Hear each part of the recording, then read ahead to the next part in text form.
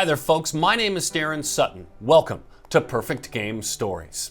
The best part about finding and building and bringing to you Perfect Game TV is the opportunity to meet these great athletes while they chase their dreams. And whether their dreams take them to junior college baseball, to Division I college baseball, or all the way to the major leagues, the best part, their families, their coaches, their passions, the human beings as they chase their dreams. And that's what this show, Perfect Game Stories, is all about. We've got 4 great stories for you on this show today.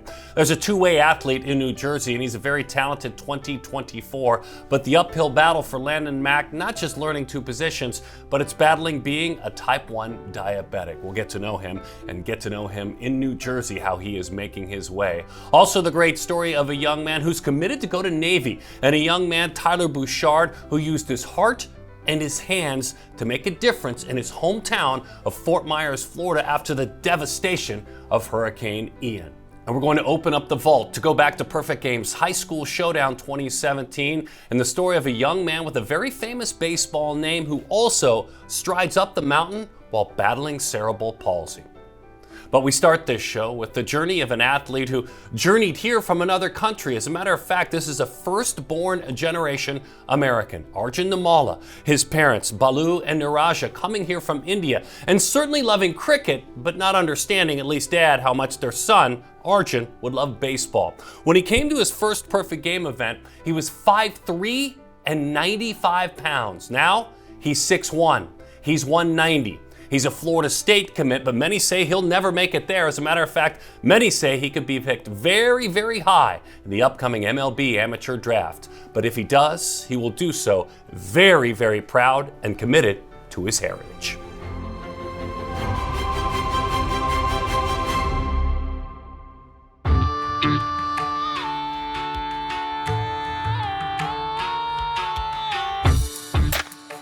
Other than my mom and dad and like a few like cousins, everyone is in India. My grandparents are in India, my dad's side, everyone I know is in India, and that's literally all my origins, just India. I have nobody else from other places, but I'm very proud of my background because if I could one day make it to the majors, it'd be great to just represent India. I like to have fun when I play baseball, that's it. Anytime I'm around a baseball field, I'm having fun, that's it. Just stepping out on a field, it just like makes me complete. Like it just feels so great feeling that breeze. Like right now, that breeze is great, and then the ability to just go out there and have fun, just have fun, that's it.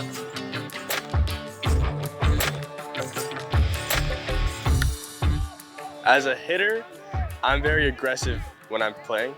Like I like to swing a lot, but I'm also very patient. I'm patient aggressive, and I really love hitting that fastball. That's my strong suit, I would say, but I also believe I have a great like feeling of my like barrel, and I know how to keep my hands through the zone long enough to hit any pitch, whether it's a fastball or curveball, slider, anything. All I think about when trying to keep the hands through the zone is really just keeping my back elbow tucked in as long as I can the whole way through the pitch. Well, all it comes down to is just being connected. All you have to do is be connected. Just everything's in sync. That's all I try to do when I hit. Everything in sync. Indians, like, we love to pray to God and like worship God a lot. So before any game, you know, I always like pray to the sun god or to any god saying, oh God, please help me do great this game and help my team, really. When I was a kid, I hated failing, but now as I grew, I understood baseball as a game of failure. So all I do now is try to focus on the next game and, you know, focus on what I've done wrong before and just get better at that. My mom's the nicest person I've ever met, but my dad, he's always on my case. Like anytime I do something wrong, he's like, fix that. But before every game, he always tells me that I'm good. He gives me something to eat, give me something to drink so that I can do my best. And he's always telling me to work hard for something that I want. Arjun is an origin from Arjuna, it's just without the A. He's a skilled archer. He's like a god in our Hindu religion, and he knows like everything that he's doing. He's like a skilled warrior, and that's all it comes from. The pressure is definitely like hard to take, but when you have people around you that really support you, like they really help you like get through it and, you know, just play. It's all they tell you to do, just play, and everyone will come watching you. I just hope my name gets called in a first round pick. That'd be great. That's all I imagine for next July when it comes.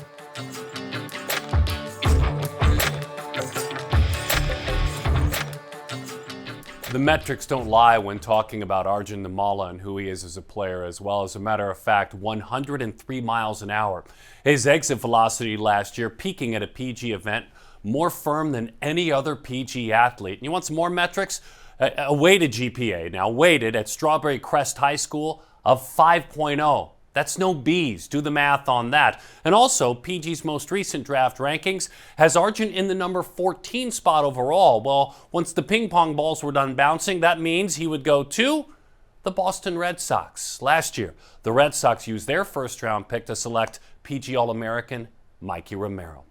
And now the story of a very talented athlete from the great state of New Jersey, an athlete that is balancing so many things. He's a switch hitter, so he balances hitting from both sides of the plate. He plays multiple positions on the field, so that's a huge challenge, but also he's a pitcher who is a self-proclaimed late bloomer. He has added 19 miles an hour in the last couple of years to his velocity.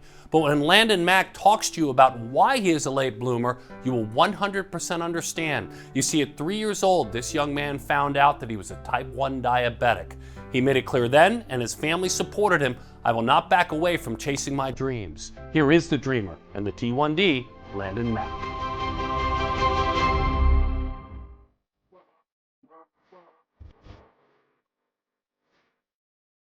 Is there a little bit of athleticism in your family? A little bit. Both my parents played volleyball. My dad played soccer and baseball when he was in high school. My sister plays volleyball. Being in a northern state, we come down in the south a little bit more fresh. As a northern guy, I kind of wish I was down south because that means baseball year-round. But at the same time, it's important to take care of your body and come down here and perform your best. And I think we have that advantage. Rutgers earned your commitment. Tell me a little bit about why you chose them. Well, for me personally, I love the grit that they have. They always want to win. They had a great year this year. Great coaching by Steve Owens. And, when I talk to him, that's the one thing he stresses is don't matter how it's done, just that it gets done. And, that's something I want to be a part of. So right around 3 years of age, my parents started noticing I was drinking a lot of water, stuff like that. I was losing a lot of weight. And, they took me to the hospital and they diagnosed me with type 1 diabetes. And, ever since then, earlier on it was kind of rough. But nowadays with technology, it does it all for itself, basically. For me, I have to be careful what I'm putting in my body. I think it is an advantage. I think I stayed healthier than most. I have 2 insertion sites. Both are, one's a nylon needle, the other one's steel cannulas, which is like a regular needle. One of them I wear on my hip, and the other one I wear on my tricep. It's right here, just it's an insertion site, and then we clip a little chip in there. Yeah. And that chip is the Bluetooth device that sends the readings to me and my parents. The one on tricep, we switch arms, so sometimes I have to wear like an arm sleeve if I'm throwing because it could fall off. But that one communicates with my pump, which I wear a little spy belt, connects to my phone and my parents' phone, so that they can see where it's at. If I'm in class, they'll just give me a little text and we take care of it then. And then the pump that reads the blood sugars from the CGM, because the CGM is basically just a ballpark estimate, reads every 5 minutes, and the pump will dose insulin or reduce the amount that's being put in based on the blood sugar. Jackie Robinson was a type 1 diabetic. Really? I didn't know that. Robinson was catfish hunter, Hall of Fame pitcher, was a type 1 That's diabetic. crazy. I had no idea. Are there any current guys out there in the sports world that you look around and see? Recently retired Sam Fold. Fold going back, still going back, leaps and makes a tremendous catch! Years ago, he sent me a picture and an autograph, encouragement. He's one of the idols that I look up to. He made it there. If he made it there, I can make it there, so. By the way, Landon makes it clear his favorite players, and this is a mixed bag of players: Jazz Chisholm, Mike Trout, and Francisco Lindor. But he follows it up by saying, I really prefer to watch college baseball, and I watch college all the time. I promise you this, Landon, when you're playing at Rutgers, all of us will be watching you very closely. You will inspire many. When we come back, a couple of stories that will inspire as well. The journey of a young man who stopped being a baseball player and became a member of his community, rolling up his sleeves following the devastation of Hurricane Ian. Then we'll go back in time, an unforgettable journey to the mound with a talented left-hander out of Texas, back from 2017, overcoming cerebral palsy. This is Perfect Game Stories.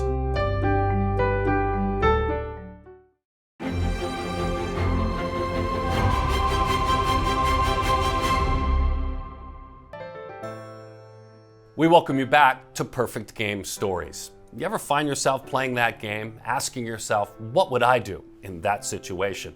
Would I seek out the better angels of my nature? In the case of a hurricane coming through my town, how would I handle it? Well, for talented Navy commit Tyler Bouchard and a young man who's one of the better players in his community in the 2023 class, it wasn't about baseball as it pertained to his community. It was about lives. It was about safety. And as Hurricane Ian smashed through Fort Myers, his dad Luke, a firefighter, was out. He was helping. The communication was spotty. And the moment times were safe, the moment he could get out and help his community, this talented athlete, this talented outfielder, got he and his friends, and they made a difference with their heart and their hands.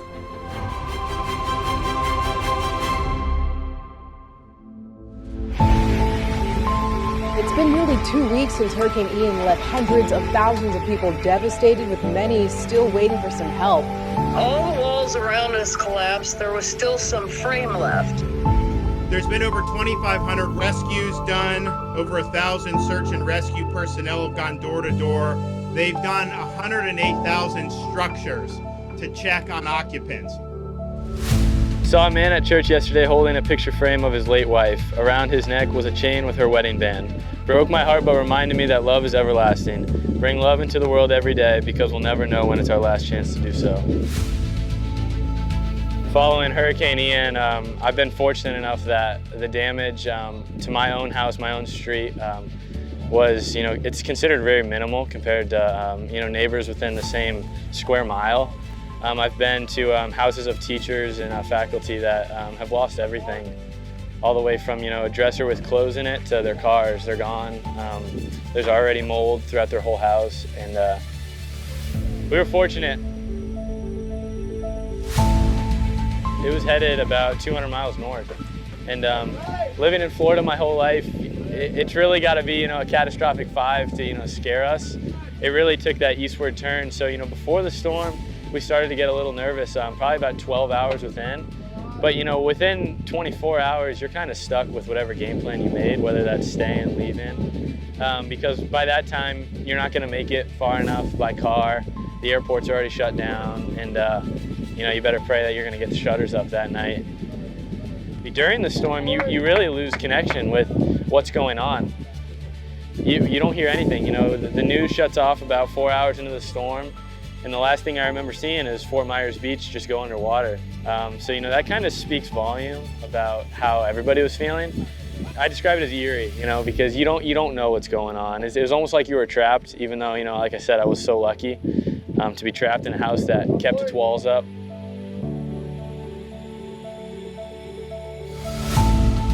My dad's name's Luke Bouchard. He's a lieutenant at Iona McGregor Fire District. The first responders are required to stay throughout all the hurricanes. So, the same thing. Like I said, I grew up here my whole life in Fort Myers. So it's, yep, Dad stays, and we might leave town, we might not. We'll hear from him when we can. He went in Tuesday night. Storm made landfall Wednesday at about noon. I heard from him Wednesday night via a 5-digit sat phone number.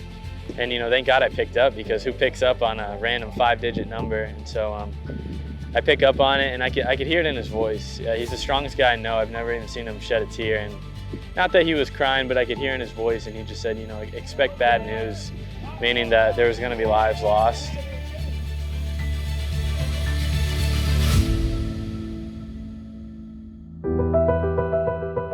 Another thing I've been fortunate enough is to receive donations from the other coast, the East Coast where we're at now, to be able to hand those out to less fortunate neighborhoods. And it's really showed, the power of love and the power of community. the other day we were helping out a construction crew that spoke very broken English, and I'll never forget the way that he exclaimed food when we opened the truck, and and all we had really was snacks and water. Just the fact that we were able to make his day was something that'll stick with me forever, and the feeling of giving back. Our purpose here is to give back on earth and really reach full forgiveness to everybody. And I try to instill the same qualities every day, because we don't know when our last day on God's gifted earth is.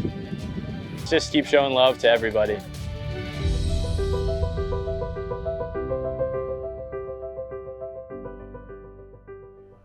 And you can bet his Florida Burn teammates were inspired by his game, a .479 career on base on the field, his grades, a 4.6 GPA, and bigger than that, his guts. Incredible what he did for his community.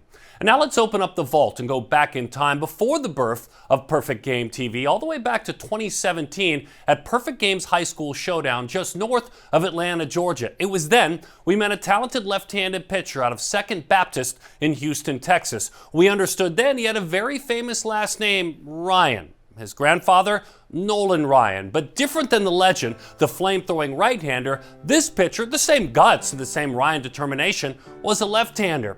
And you see, those guts and determination, they played through, because what you'll hear in this story and understand more than anything, they played through great as he battled cerebral palsy. Here's the inspirational story of a man named Jackson and a last name Ryan.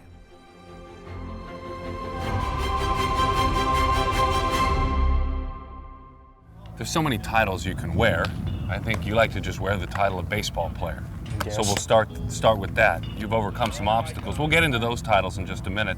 But to be a baseball player, you have to overcome obstacles. Describe how your equipment works. So I basically just have this Velcro that sticks in the side here, and I just hold it on right here and do regular motion, and then as soon as I pitch the ball, I just take it off with my hand here. So. Video has inspired you. You have watched athletes that have had to do the same before. Who have you watched? Jim Abbott. Watch him make the transfer. There he is. How about that? Sports fans talking about the other, title that you wear is cerebral palsy. And Yes. that's something you take with you. So a lot of people watching this don't have any sort of medical background. They know the word. Why don't you give us a first-hand perspective of what you deal with? So CP is basically where my right side of my body is tight all the time, so I go like this and hold on, so like when it gets cold outside and stuff, I grip real tight, and so it just kind of, it makes it a little more difficult than regular deal, but I just kind of go through it every day and just try to do it the best I can. Hence the it is what it is. That Yes. really applies there, right? Yeah. So the other title you wear, besides high schooler and baseball player, is grandson and son. I had to do that thing. I had to be son of Yes. Hall of Famer. You're grandson of Hall of Famer. Yes. Are you proud of wearing that title? Yeah, it's fine. I mean, everything, and it's a little different, but I mean, it is what it is, so just gotta act like a normal person and go through your normal day. And all right, you wanna toss a little bit? Sure. All right, let's toss a little bit. Well, I've gotta know some of the things that go into you, like mechanically. As we play catch now, some of the things that you have to tell yourself mechanically.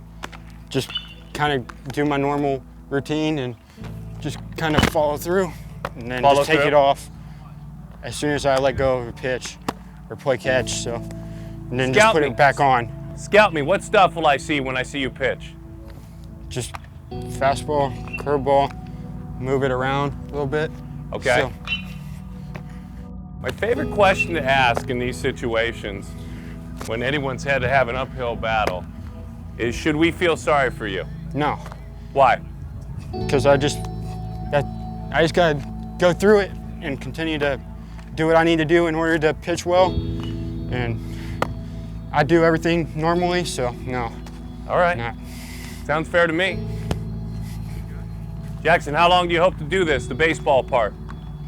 Hopefully for a little bit longer. I want to try playing college and stuff, so just take it one day at a time, try to get better every time out. So. Nice.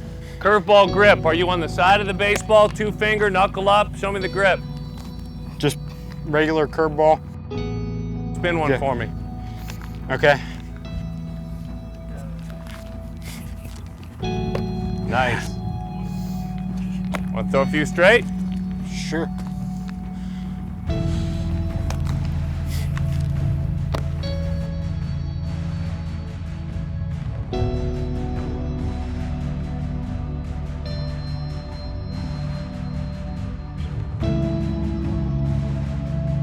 It's fun. It's just fun being around the game and enjoying it. And That's the key. and it's awesome. So. That's the key. And I can't wait to give you the update. You see, that was 2017. Now, Jackson Ryan is a college graduate from Mary Hardin Baylor. He actually pitched college baseball for one season before joining the coaching staff. While earning his degree, 2 summers he was an intern, the scouting internship, with the Kansas City Royals. And he now, for the Round Rock Express, the AAA team for the Texas Rangers, is the director of baseball operations. And you thought the Ryan name was the famous name. It's the Jackson part of that name that inspired all of us. I want to thank all of our great families and our athletes for sharing their stories with us. And if you enjoy stories like these and a commitment to amateur baseball, then go ahead and go to your smart device and find us. perfectgame.tv. We're devoted to these kind of journeys, these stories, and the game of baseball 24/7. Thanks for spending time with us. My name is Darren Sutton, and thanks for listening to our Perfect Game Stories.